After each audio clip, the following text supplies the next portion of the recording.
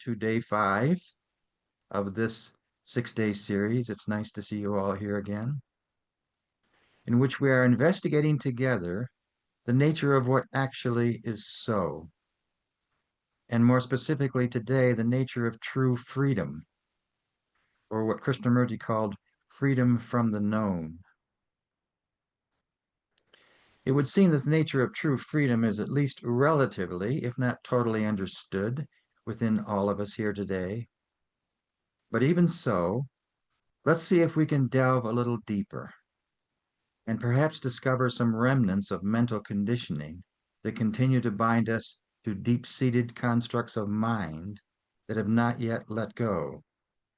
We all have these, including me, and it's a kind of a forever ongoing process as we go. And this then allows for an ever greater sense of liberation from the conditioned mind than before, as these things get worked out.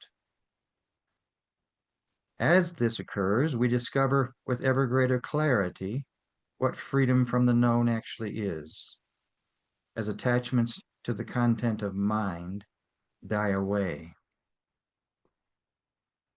True freedom is not found in a concept of mind. How could freedom be a concept that arises in consciousness?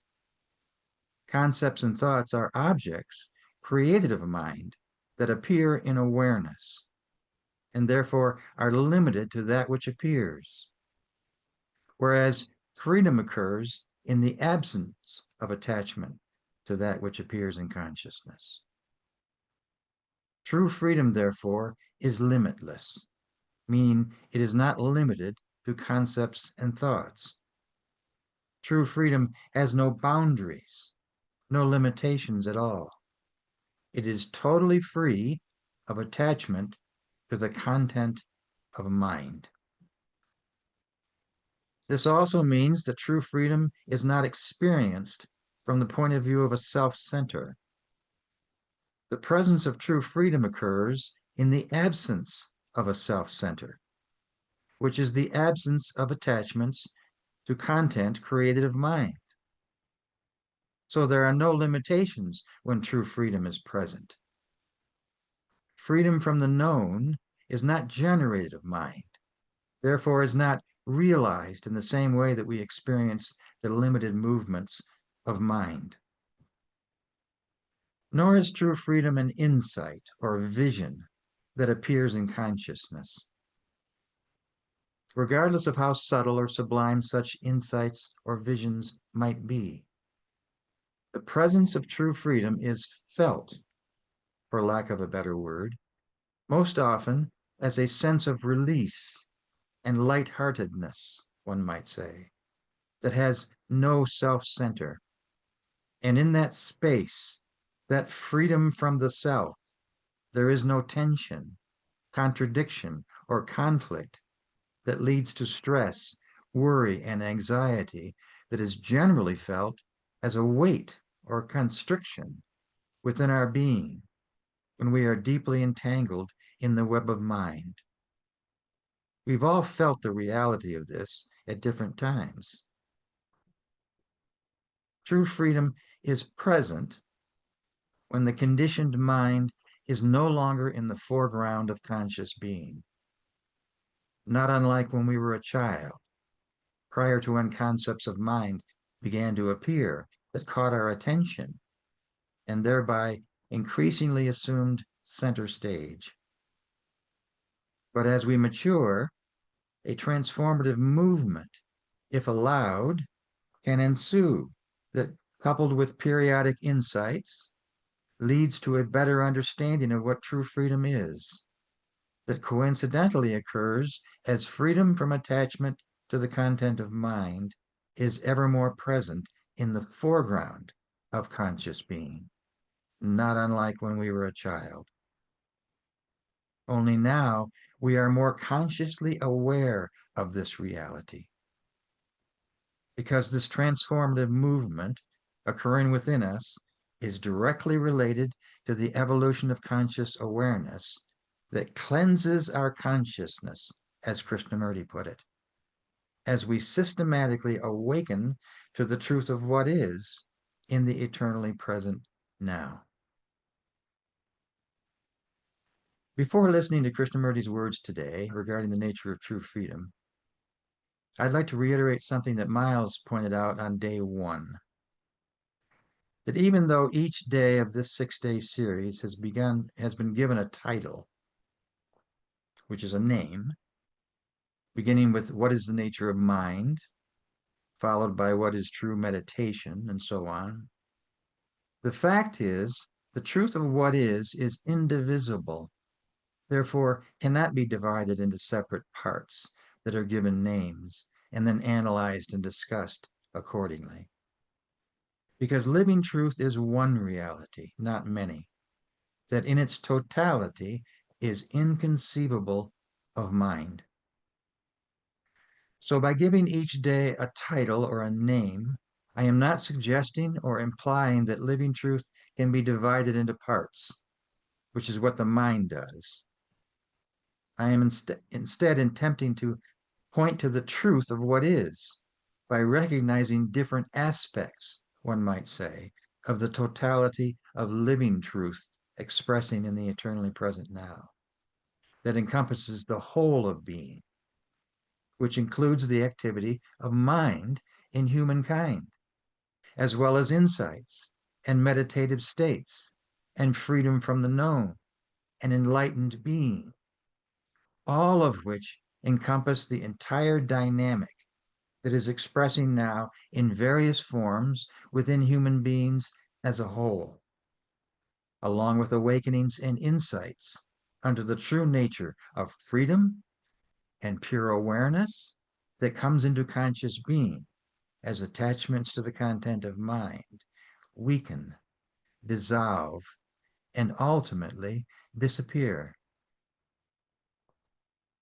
In truth, life as a whole expressing now is not this or that, good or bad, or one way versus another.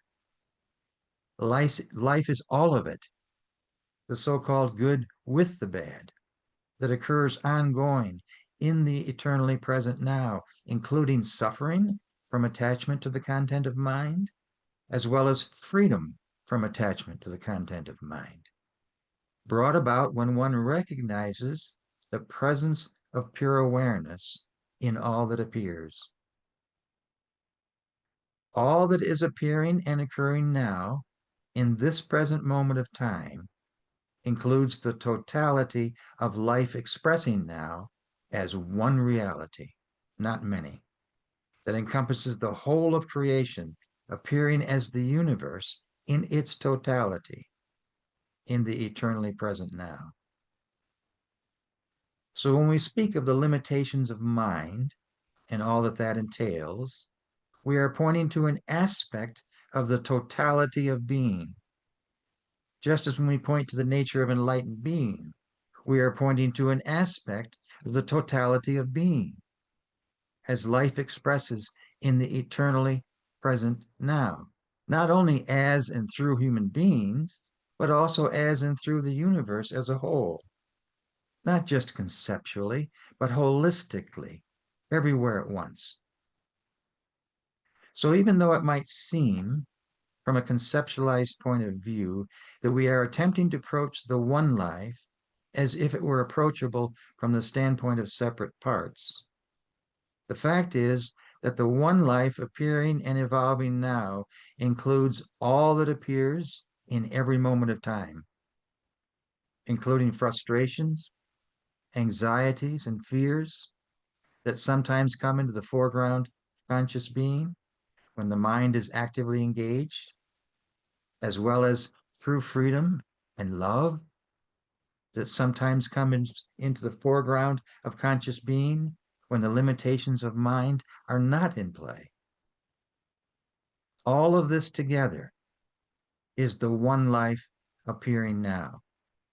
And we are attempting to investigate the truth of this here now, to better understand the truth of what is, which is the totality of being expressing now as the material universe, as well as pure conscious awareness of that which appears.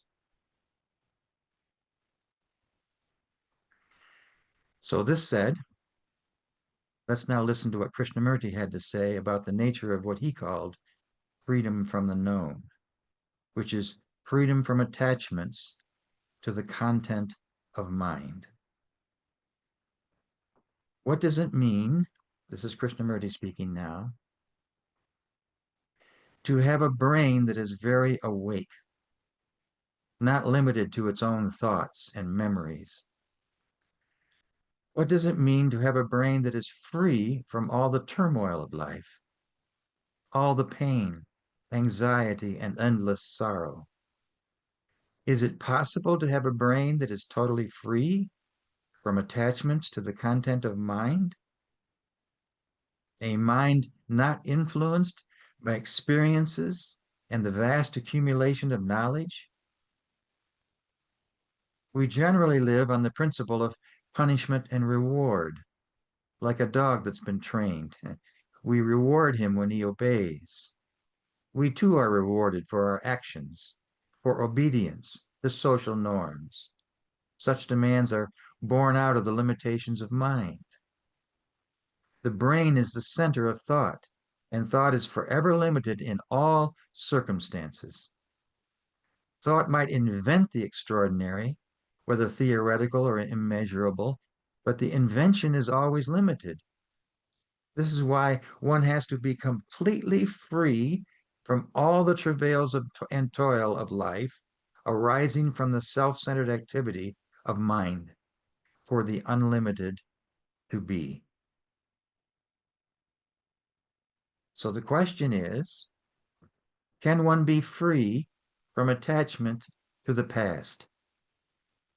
Can one allow memory and thoughts, whether considered to be good or bad, to go by without holding to the memory or the thought? The moment the mind is occupied with a memory or thought, good or bad, then one is concerned with the past. Instead, if you really watch and listen, not just verbally, but profoundly, then you might see that there is a stability and a peace that is not found of mind. This peace is freedom from attachment to the past. Without freedom from the past, there is no freedom at all, because the mind is never new, fresh, innocent.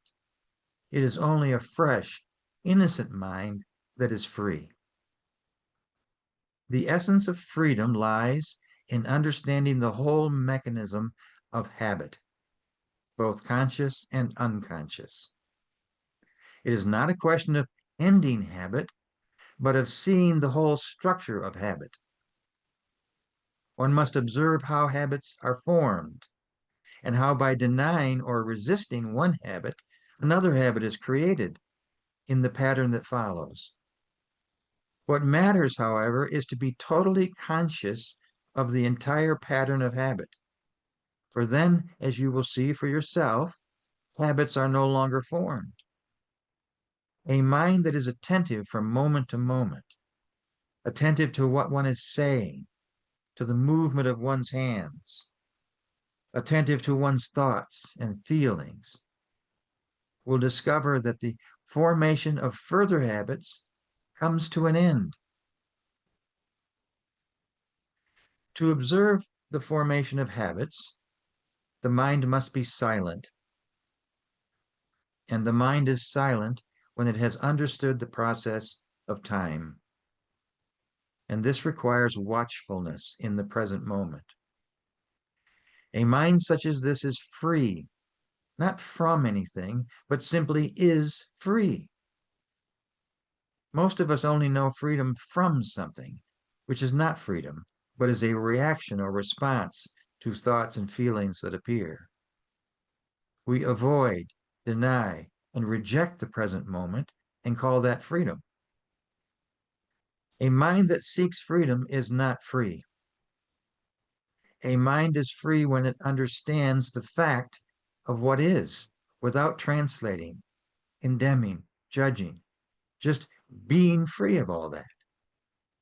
Such a mind is an innocent mind. It is innocent because it is free, not from anything, but free from itself. It is only such a mind that perceives that which is true, which is not bounded by time. Freedom from distraction is difficult because we do not fully understand the process that brings about attachment to thinking and feeling, which in itself becomes the means of distraction. In other words, thinking and feeling becomes the means by which we are distracted. Because the human mind is capable of creating the illusion of separateness, the nature of this illusion must be fully understood before one can be wholly free from distractions created of mind. Mind must be utterly still and silent so that when concepts and thoughts appear, they do not become a distraction. All thinking born of knowledge is limited, partial, and never free. So there is no such thing as freedom of thought. But we can begin to discover a freedom which is not generated of thought, in which one is simply aware of all conflicts and influences impinging upon the mind through pure perception of what is, which is to see that which is false or true immediately. Immediate perception of what is the essential factor that brings about freedom from the known. So that one sentence basically says it all. Immediate perception of what is the essential factor that brings about freedom from the known. You see the truth immediately, without analysis, without reasoning, without all the things that intellect creates, all of which postpones pure perception. When you perceive truth instantaneously, you are free. You don't need to make an effort to be free. You are free, which is why pure perception is essential for total freedom to be. No form of external or internal compulsion will set you free. All compulsion, however subtle, is the outcome of ignorance. It is born of the desire for reward or the fear of punishment. To understand the whole nature of this trap that brings you to the past is to be free of attachments to the content of mind entirely. No person, no system, no belief can set you free. Realizing the truth of this is the only liberating factor. You have to see it for yourself and not merely be persuaded by another that this is so. You must let go of all attachment and take a voyage on an uncharted sea.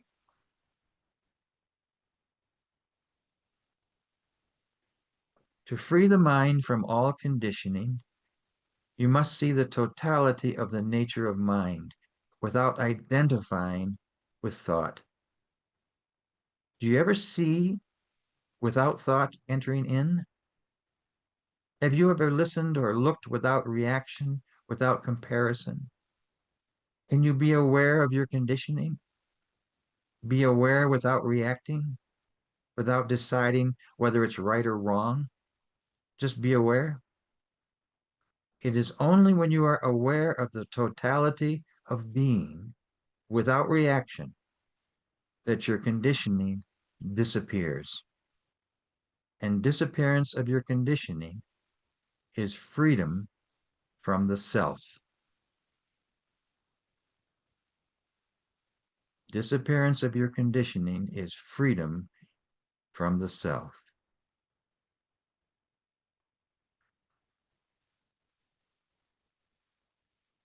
So this might be a good time to ask take a little break and ask if there's anything anyone would like to bring out now regarding any of this been said so far. And if so, now is your time to speak.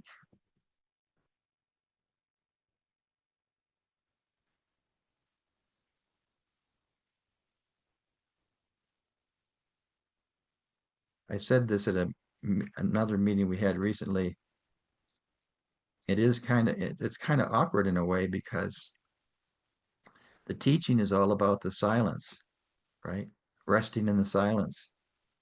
And so we all get resting in the silence, and then I ask the question, so let's talk. it's it's kind of back asswards in a way. So I understand the silence and appreciate the silence, but if there is someone who wants to speak, this is the time.